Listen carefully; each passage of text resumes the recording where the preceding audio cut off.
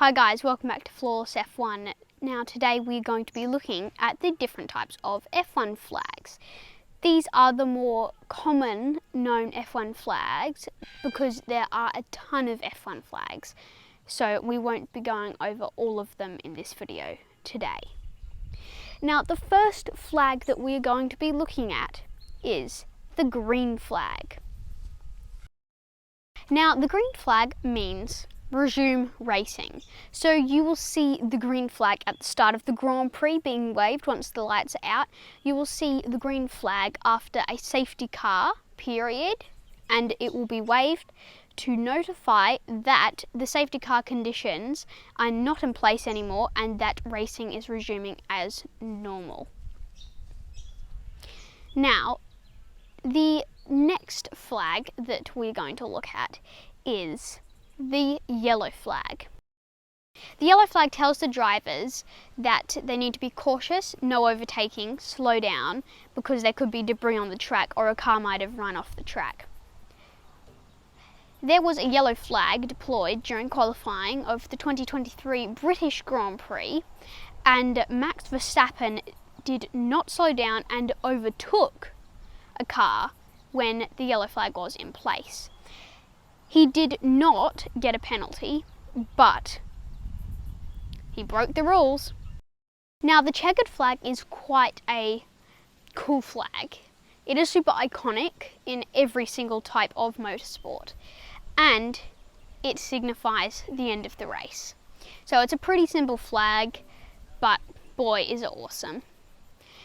Now the next flag we are going to be looking at is the black flag.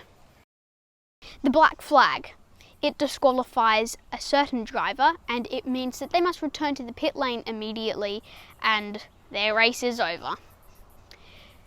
Now, how do you know which driver has been disqualified during a black flag? Well, I will tell you. When they are waving the black flag, they hold out a black sign with a white number on it underneath the black flag. Now, that number that's on the sign is one of the driver's numbers. So it could be number 1, and when Max Verstappen comes past, he will see that that number's number 1, I'm disqualified. Now, the last time that a black flag happened was in 2007 at the Canadian Grand Prix. Now, the two drivers that got disqualified at the 2007 Canadian Grand Prix were Felipe Massa and Gonzalo Fischella. Sorry if I didn't pronounce those names correctly. What happened was, it all happened in the pit lane. They were coming out of the pit lane, and then Felipe Massa and Gonzalo Fischella, they ran a red light at the end of the pit lane, which is a big no-no. So they both got a black flag. Now, from 2007 to present day 2023, there have been no other black flags. So the next flag that we are looking at is, of course, the red flag. So what happens when a red flag is put out? Well, I can tell you. The race pauses. All the drivers have to return to the pit lane in the order of when the red flag was waved. The red flag is normally brought out when a driver has a really big crash and they need lots of time to clear the track. Now, one of the last instances was at the 2023 Australian Grand Prix. They had a record-breaking 3 red flags in the one race. Now, I didn't get to look at the race myself and be there because we are travelling and we were in South Australia, which is a few thousand k's away from Melbourne where the race is held. But I certainly did watch that awesome race. So one of the red flags that happened was Alex Albon. He had a crash in one of the turns and he ran through the gravel trap, hit the wall, and he came out half on the track, but there was a big dust cloud because when he went through the gravel there was a lot of dust. There were a few cars behind him, including Fernando Alonso and Nico Hülkenberg. Hülkenberg was so lucky that he didn't hit the back of Albon, or that would have been his race over as well. Here is a clip of Albon's crazy crash.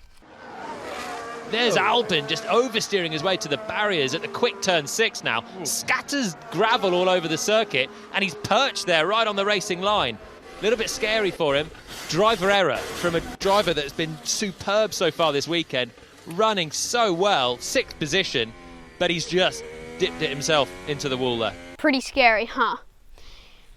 Well, the next flag we are looking at is the white flag.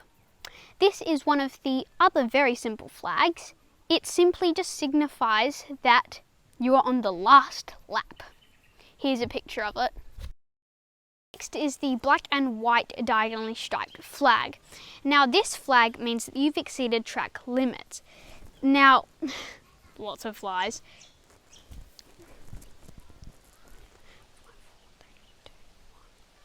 Now the next flag is the black and white diagonally striped flag. Now that is the exceeded track limits flag. So when this is waved, it means that you've exceeded track limits, which means you're speeding off the track's main racing surface.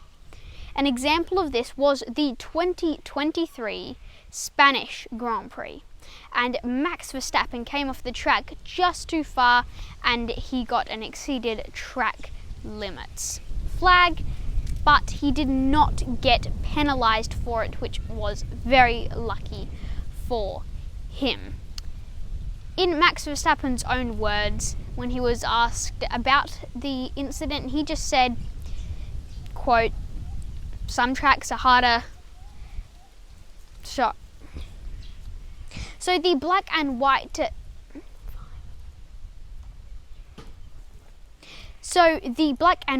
diagonally striped flag.